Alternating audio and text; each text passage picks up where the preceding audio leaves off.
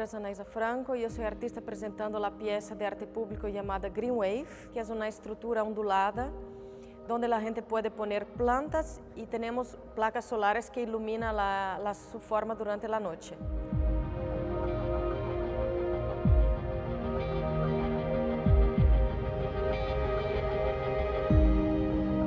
La misión de Green Wave es construir una comunidad alrededor de la pieza, evitar el cambio climático, reciclar botellas de plástico y crear una comunidad alrededor donde la gente va a poder colectar comida, plantar, jugar, descansar.